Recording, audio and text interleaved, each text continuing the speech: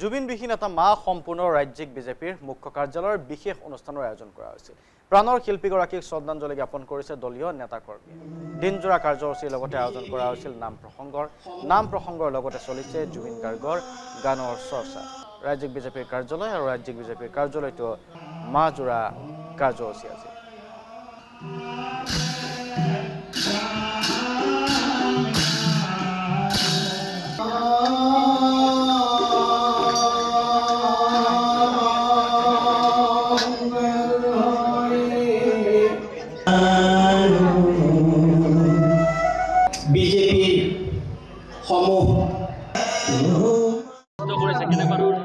আমাৰ ভাৰতীয় জনতা পাৰ্টি অসম প্ৰদেশে আজি প্ৰাণৰ শিল্পী প্ৰয়াত জুবিন গাৰ্গ ডাঙৰীয়াৰ আজি একমাহ আৰু আমি ভাৰতীয় জনতা পাৰ্টি অসম প্ৰদেশে ৰাজ্যিক কাৰ্যালয়ৰ লগতে আমাৰ ৩৯খন সাংগঠনিক জিলা আমাৰ ৪৩৩টা মণ্ডলৰ সকলোতে আমি আমাৰ কাৰ্যকৰ্তাসকলক আহ্বান জনাইছিলোঁ।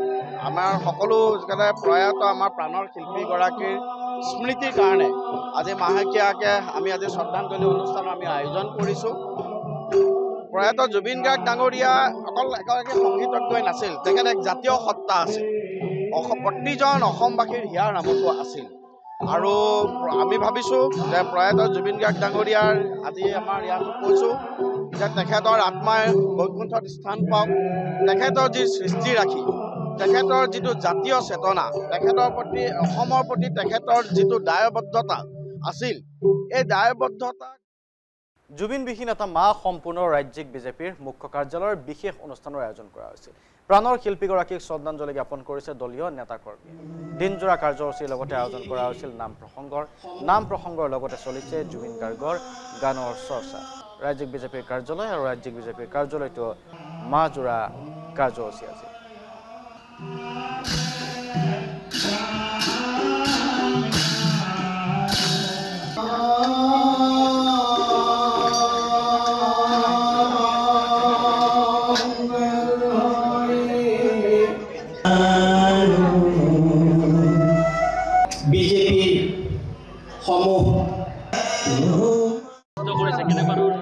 আমাৰ ভাৰতীয় জনতা পাৰ্টি অসম প্ৰদেশে আজি প্ৰাণৰ শিল্পী প্ৰয়াত জুবিন গাৰ্গ ডাঙৰীয়াৰ আজি একমাহ আৰু আমি ভাৰতীয় জনতা পাৰ্টি অসম প্ৰদেশে ৰাজ্যিক কাৰ্যালয়ৰ লগতে আমাৰ ৩৯খন সাংগঠনিক জিলা আমাৰ ৪৩৩টা মণ্ডলৰ সকলোতে আমি আমাৰ কাৰ্যকৰ্তাসকলক আহ্বান জনাইছিলোঁ।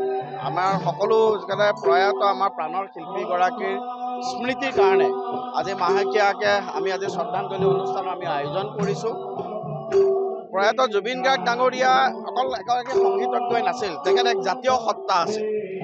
প্ৰতিজন অসমবাসীৰ হিয়াৰ নামতো আছিল আৰু আমি ভাবিছোঁ যে প্ৰয়াত জুবিন গাৰ্গ ডাঙৰীয়াৰ আজি আমাৰ ইয়াত কৈছোঁ যে তেখেতৰ আত্মাই বৈকুণ্ঠত স্থান পাওক। তেখেতৰ যি সৃষ্টি ৰাখি তেখেতৰ যিটো জাতীয় চেতনা, তেখেতৰ প্ৰতি অসমৰ প্ৰতি তেখেতৰ যিটো দায়বদ্ধতা আছিল, এই দায়বদ্ধতা